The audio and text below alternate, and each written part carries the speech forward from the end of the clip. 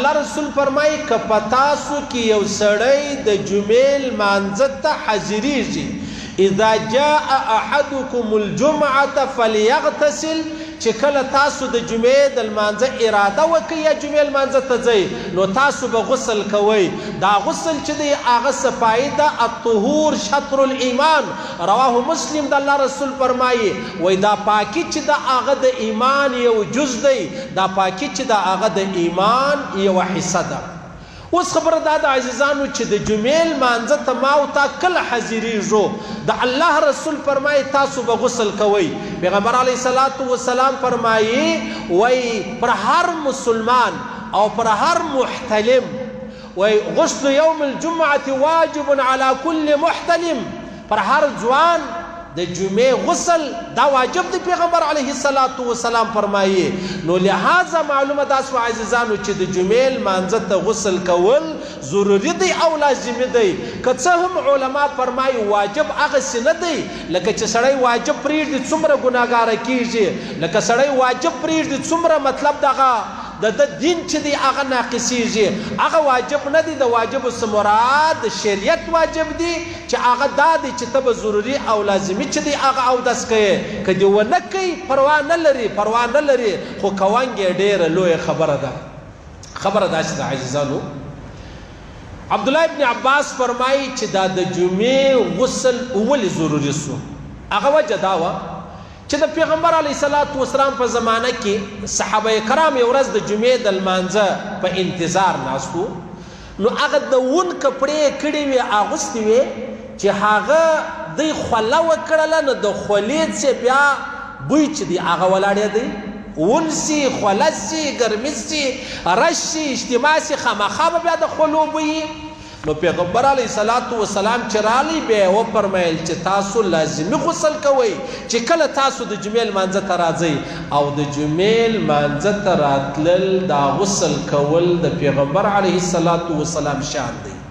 ګورئ عبدالله ابن عباس فرمایي بیا الله وسعت راوستی، بیا مال سو، بیا روپۍ سو، بیا ون د مابین ځه ولاړئ چې غسل وکړي. ډېره ښه خبره ده کې ونه کړي پروا نه لري.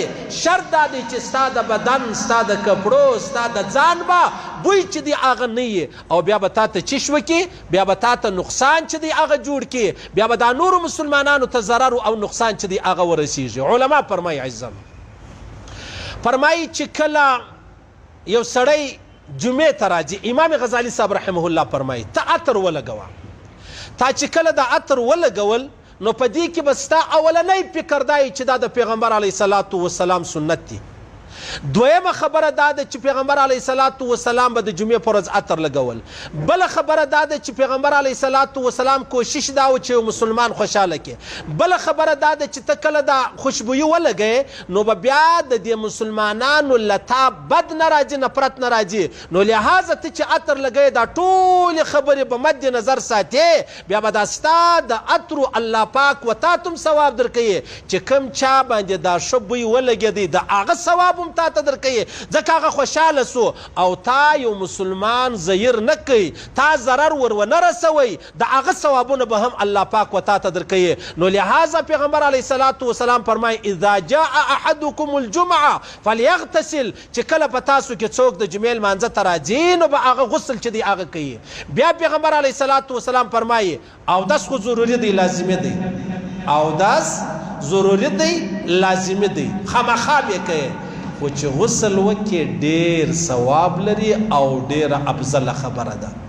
چې کله غسل وکړي نو ډېر افضله او ثواب چې دی هغه لري. نو لهذا پیغمبر علیه الصلاة والسلام فرمایي تاسو چې کله جمعې ته راځئ نو د جمعې دپاره تاسو غسل کوئ او دغه غسل چې دی هغه د مسلمان شیوه ده چې د مسلمان د بدن به بوی ولاړېږي نه. خبره داسې ده عزیزانو چې مسلمان خو په کار دا دی چې د ده د بدن بدبویي چې د هغه نه وي. څومره ډېر کسان موږ وینو د لمانځه بعد هغه د دروغو روغبړونه چې سره کوو. دا یوه خبره به دا درته وکړم چې د جمعې د لمانځه بعد روغبړ کول دا ثواب نه لري. د جمعې د لمانځه بعد روغبړ ثواب نه لري ډېر کسان د جمعې لمانځه مخکې لاس نه میلاوي. جمعې لمانځه بعد خاص کر د پنجاب خلک و دې ته عبادت وایي، هغه عبادت بولي. که دې خبرې سره عبادت ووایي دا حرام دي، دا ناجایزه دي، نه به یې کوې. آیا مسافر راغلی دی په ډېر وخت مې ولیدلی، مصافحه وسوله، روغبړ وسوله، پروا نه لري. او بیا ډېرې خبرې داسې سولې چې دا روغبړ اوس هسې برای نام یوه قصه پاته سوله. په روغبړ کې د ده مقصد تصویر دی، په روغبړ کې د ده مقصد ټیک ټاک دی، په روغبړ کې د ده مقصد چې دی هغه د ځان تشهیر دی. دا ټولې خبرې د اسلام او د محمد رسول الله د مزاج خلاف خبرې دي. الله دې موږ وساتي، الله دې موږ وساتي. نو خبره دا ده چې د کم چا د بدن بوی ځي پر هغه باندې بیا غسل واجب دی چې د جمعې لمانځه ته راځي، پر هغه باندې بیا غسل واجب دی، لازمي به کوي. او پیغمبر علیه الصلاة والسلام له بدبویي څخه انتهایی زیات نفرت کېدی، انتهایی. څونه ډېر خلک شته چې هغه د بدن څخه بوی ولاړېږي. منم ته به مزدور یې، منم چې ستا به د غسل ترتیب نه برابرېږي، منم چې ته به مسافر یې. نو چې مسافر یې د غسل بوی ترتیب دې نه برابرېږي، له بدنه دې هغه د خولو بوی ولاړېږي، بیا څه در پېښه ده چې خامخا مابین له رزغلې، بیا څه در پېښه ده چې خامخا د خلکو سره د غېږ روغبړ کوې، بیا څه در پېښه ده چې خامخا د خلکو په مجلس کښېنې، لرې یو ځای کښېنه.